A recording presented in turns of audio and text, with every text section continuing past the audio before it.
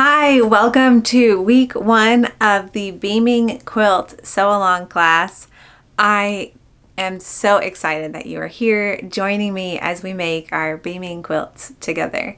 So as you know, this is the class portion to go along with the sew along. Each week I will make a video walking you through everything you need to know to be successful for that week of the sew along.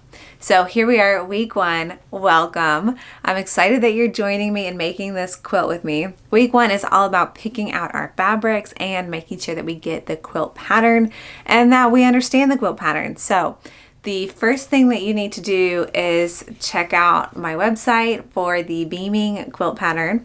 You should have received an email from me when you joined the sew along. That email has the link to get the pattern as well as a coupon code to save 20% off the purchase price. My website offers the paper booklets, just like this one, as well as the PDF download. So if you wanted to get it and have it immediately, the PDF download is the best route for you to go for speed. Once you get the pattern, we can start reading it. You can go ahead and read through the whole thing, but I really want to walk you through the back cover is where you'll find the fabric requirements. And the fabric requirements are what we need specifically for this week as we pick out our fabrics. Something that's really fun about the beaming pattern is that it is fat quarter friendly, meaning that you can use fat quarters to make your beaming quilt, just like I have right behind me and also on the pattern cover. I would love to point out that there is a chart on the back of the pattern that shows the fabric requirements for all 3 sizes, baby, throw, and bed size. It shows you how much background fabric you need, how many fat quarters you need for the star colors, and then how much fabric you need for binding, and then also backing if you're using traditional 42-inch wide fabric for the quilt back. I'll talk more about quilt backing towards the end of the sew along. Let's just focus on the background, the star colors, and the binding fabrics for now. I'd also like to point out that whether you're cutting with a rotary cutter or with AccuQuilt will make a difference on how much fabric you actually use to make your beaming quilt. The reason for this is because when you use AccuQuilt, sometimes there's a little bit more waste on the edges of the dies where you cut. So for example, the beaming pattern, because it includes AccuQuilt instructions, has a separate page in the pattern. If you're on the print booklet, it's on page 8. The printed booklet, page 8, has the fabric requirements specifically for AccuQuilt.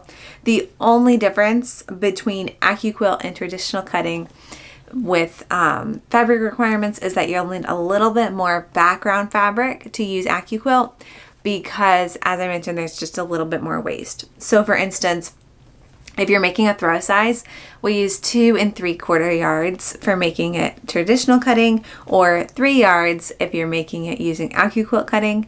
I will say if you order a quilt kit from my shop, which I'll talk more about later, they have plenty of fabric to use either method. So that's something that you should be aware of. If you use AccuQuilt for other quilt patterns, you might need a little bit more fabric.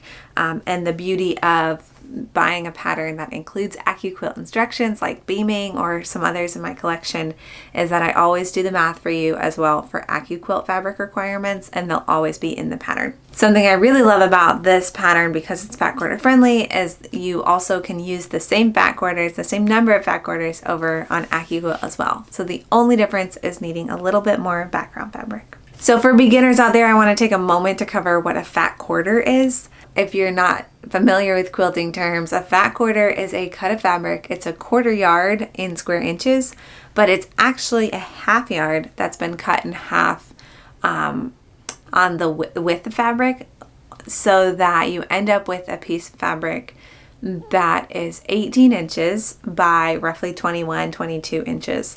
So that 18 by 21 inch piece of fabric is known as a fat quarter, and it's a very popular way to purchase fabric, especially at quilt shops.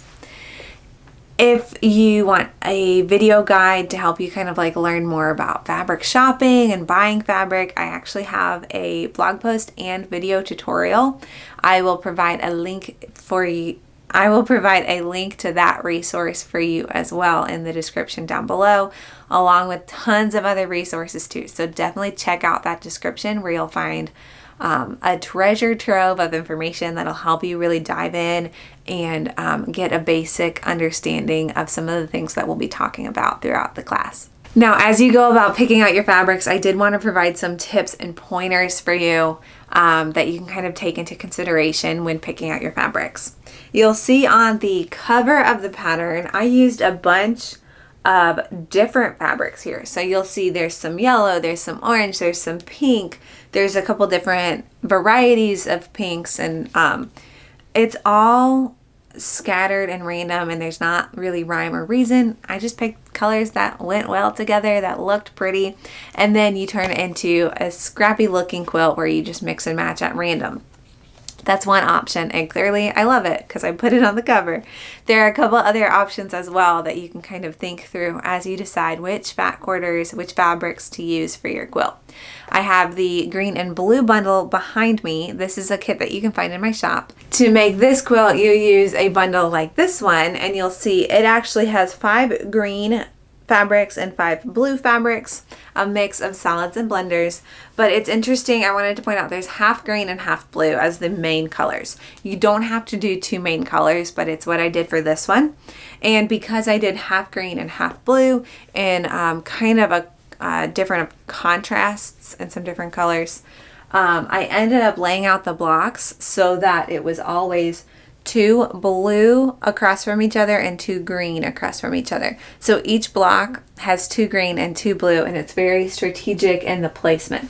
So here I have 2 green pointing towards each other and 2 blue up and down, and then I rotated that dynamic for the one right below it. And I did that throughout the quilt, which you can't really tell unless you're looking for it, but I wanted to point that out in case you're picking out a similar structure where you're using 2 colors and you want them mixed together like this one, or if you're using the quilt kit for this one, which I'll get to more later. Another option is shown in my red, white, and blue quilt. So this is the bundle for the red, white, and blue quilt. It's 5 red and 5 blue, so 5 of each, half and half of 2 main colors. Of course, there's some variety in there. But what I did for this specific one to show you another option is that you can actually do half of your stars using one color and then half of your stars using the other color. So that's what I did for the red, white, and blue one. Of course, you can mix it up just like I did here, but with the other fabrics. That's always an option too. My goal is to give you as many options as possible and to help spark your creativity. So if you have other ideas that stem from this, I would love to see what they turn out to be. That's what you can do if you end up doing half of one main color and half of one other main color, like I did here and for the green and blue one. Another option I want to share with you, I have another kit in my shop. This kit is kind of a variety of all pinks. There's some coral, there's some pink, but it's all kind of one main color, kind of monochromatic here. Not entirely, because the coral is kind of orangey in some cases, but overall very pink. And so this is the bundle that I'm going to be using throughout the sew along, and I'm actually using a navy blue backing. So this is a great opportunity for me to transition the conversation to the kits. So if you purchase a kit from my shop, you will get 3 yards of background fabric, so that you can use AccuQuilt to cut it out. If you're using traditional cutting, you'll end up with a little bit of extra fabric at the end, and I don't think anyone has ever complained about an extra little bit of fabric. So background fabric for this one is navy, and then you'll also get a piece for binding, and you'll see there's a label on it that says binding, so you'll know exactly which fabric is your binding. And then you'll get the 10 fat quarters, which are not labeled because you can do them in any order. It doesn't have to be color 1, 2, 3, etc. You just have 10 fat quarters, the binding, and the backing fabric. So that's what's included in the kit, as well as the paper copy of the Beaming Quilt pattern.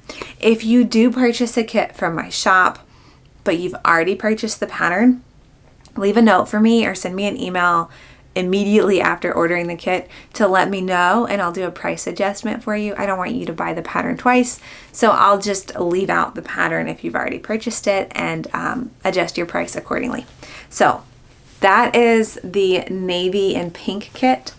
I also have the red, white, and blue kit. So this one is like a bright white background fabric, a navy blue binding. That's actually a really fun print.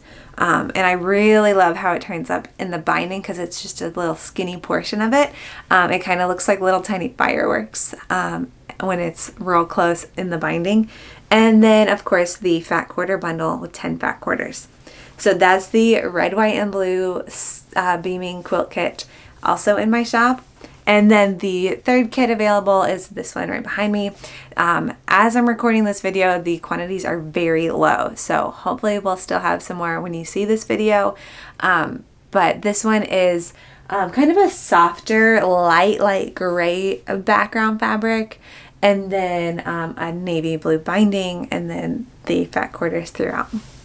So I hope one of these kits catches your eye, but if not, I really hope you feel confident to pick out your own fabrics as well.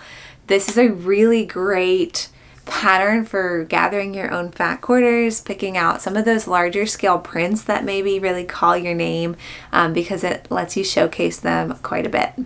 Next up, I want to talk about total supply list. If you are brand new to quilting, this part is for you. If you've made a quilt before, you probably have all of these tools already, but I also have some resources to share. So before I dive into this supply list, I want to talk about some resources. First off, I do have a section on my website of all my favorite tools and notions, so I'm going to link that for you below. That's great whether you're brand new to quilting or if you've been quilting for years and like to just know what fun gadgets are out there. So check that out. And then I also have an article, a blog post, and a video for like just the essential quilting tools that you need. This is really important if you're brand new to quilting. You've got to check it out. So that essential quilting tools is a really good place to start, but I'm going to cover some of it here as well. So first off, you're going to need a sewing machine with a 1/4 inch presser foot. That 1/4 inch foot is going to be a lifesaver because our seams in quilting are all a 1/4 inch. So be sure to check that out. I also have a video for how to get a perfect 1/4 inch if you're interested in that. It's another good resource. All of these resources are up on my website for you. So a sewing machine with a 1/4 inch presser foot. You'll also need pins and thread and other essential quilting supplies. That's going to be the case for any quilt that you make. For cutting specifically, you're definitely going to want a cutting mat, a rotary cutter, and some rulers. Whether you're using AccuQuilt or not, you definitely need all of these basics for getting your fabric ready for AccuQuilt to some extent. So if you're using AccuQuilt, you probably just need one like 24-inch ruler. If you're not using AccuQuilt, which I think the majority of you are in that category, then I highly recommend a Flying Geese trimming ruler. I use the Wing Clipper ruler by Deb Tucker. It's my personal favorite, and I use it anytime I make flying geese without my AccuQuilt machine. As I mentioned, you'll also want that 24-inch ruler. I use a 6-inch by 24-inch ruler probably on every single quilt that I make. So if you don't have one yet, I highly recommend it. And then finally, a 12.5-inch square ruler is super helpful for squaring up your blocks. So those are the 3 main rulers that I would say you definitely need for making this quilt. You can use the 12.5-inch square ruler on lots of other projects. Obviously, the ruler has plenty of markings that you could use it to cut a 6.5-inch square as well. So if you're new to quilting and don't have those, I highly recommend grabbing them before we get started on the cutting. Also, totally optional, AccuQuilt. I use the 12-inch mix and match cube to make these blocks. So that cube has the dies that you need. And then I also really recommend a Stripology ruler. I use the Stripology XL ruler, and that one I use for pretty much any strips that I'm cutting. So specifically the sashing and the binding, super helpful. And I'll let you in on a little secret. I'll probably get more into depth on this when we talk about cutting, but the way I like to cut, even when I'm using AccuQuilt patterns, is I'll cut anything like flying geese or the center scrappy hourglass blocks. I'll cut those pieces all with AccuQuilt, but any of the squares or sashing I'll use my Stripology for. So I kind of mix and match both of those. But of course, if you have questions on either method, I'm here to help you be able to do that with success, and I'll dive into more detail next week on the cutting part. I just wanted to make sure I shared with you the tools that I recommend, because those can be really helpful, especially if you're just starting out. I also have an article on my website talking about sewing thread. So it'll talk about the difference between cotton and polyester thread and help you decide what thread is best for your project. But I personally believe that whatever thread you have is likely the best for your project. I would love for you to be able to use what you have if you already have thread. I personally use 50 weight cotton thread for most of my piecing. Sometimes I use 60 weight cotton, which is very similar. So don't get too caught up with making sure that you have like the right type of thread. But if you're going out and buying brand new thread for quilting, I personally like cotton thread because the fabrics that we're using are typically cotton. So that's my personal preference. Again, I'll share some links for you that you can check out more about thread and other supplies that you might be looking for. So definitely dive into some of those resources, and please do not hesitate to reach out if you have any questions. I'm here for you, and I cannot wait to start cutting our fabrics out together next week. Happy sewing!